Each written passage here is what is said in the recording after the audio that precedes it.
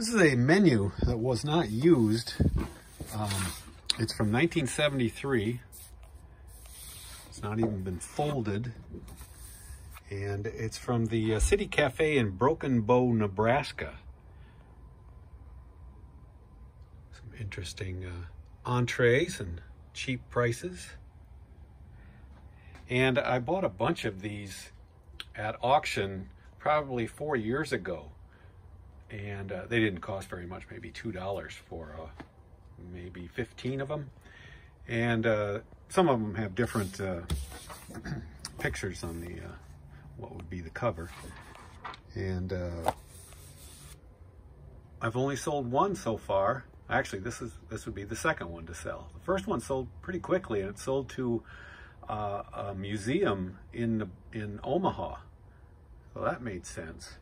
And this one is going to Omaha as well, but not a museum. And it sold for $18.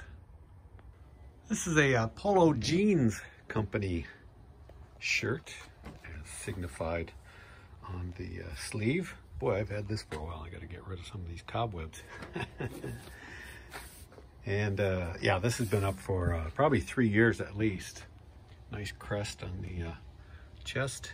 And I priced it kind of high because of, you know, the sleeve. People like that kind of stuff, show off what they're wearing. But I finally took a best offer of just $30 for it. This is a Morse Electrophonic brand quadraphonic stereo system. I advertised this both locally and on eBay. It consists of a AM/FM stereo receiver 8-track recorder that is also quadraphonic. Actually, it's not a recorder, just a player. And also a turntable record changer. After servicing it, I put it up both on Facebook Marketplace and eBay. In the eBay ad, though, I said that the speakers would not be included, but they were welcome to come pick them up, and they'd be free if they wanted them. And it took several months. I did get a few inquiries on Facebook, but I knew this would probably have to sell on eBay. And I was able to get $375 for it without the speakers. This pair of sandals are Born, and they're the Hamlin model, closed toe. These took quite a while to sell, and a weird time of the year for them to finally sell. And let's see, I was able to get $25 for these. This is a Panasonic, basically it's a dictation machine, micro cassette recorder, transcriber. And I picked this up last week at a garage sale, pretty cheap.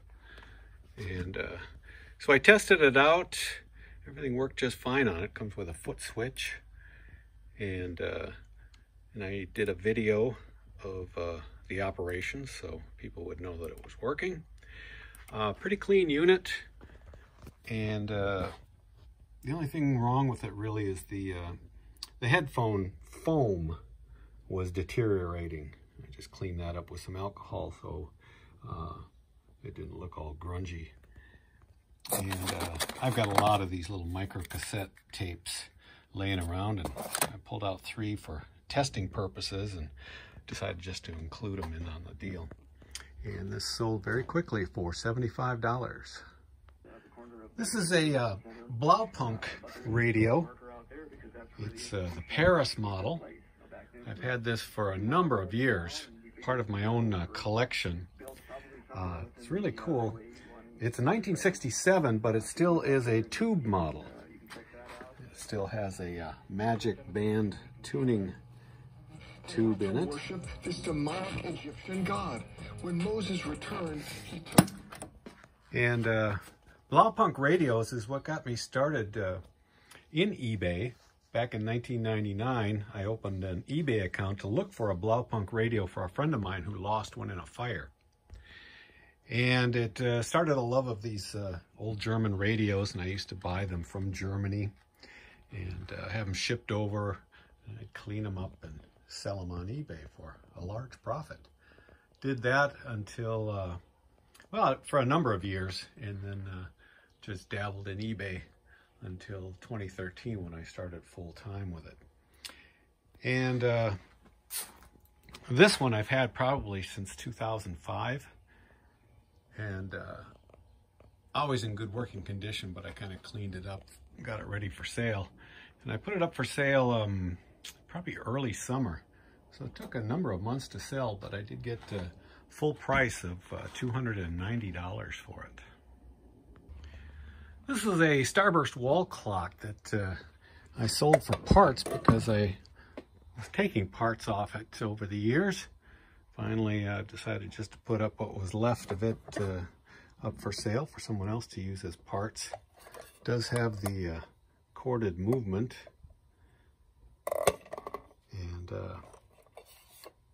I was able to get $25 for this parts clock. This wall mount vintage mailbox is galvanized steel. It's very heavy. It's got the little peak holes and the newspaper rack. I wish I could have got the rack off. I spent a couple of minutes on these bolts, but they're just frozen on there, so I just had to charge them a little bit more for shipping. It's very heavy, and let's see, this sold for 50 bucks. This is a Dinky Toy model, metal die-cast model of a Triumph TR2, and I was very surprised at the value of this. It has sold for quite a bit of money over the past, and even though I was asking a little bit less, I wasn't getting much action on it. Perhaps it's a little bit worn, but I finally got a best offer of $70 for it. This is of course, a rotary wall mount phone. It is a Western Electric for Bell Systems. It's got some typical wear to it, but it's not broken anywhere. And this one is actually from the 60s. Somebody had wired in a modular plug for it, so it's modernized. It's untested. And I actually picked up 2 of these. The other one is a beige one, about the same kind of condition.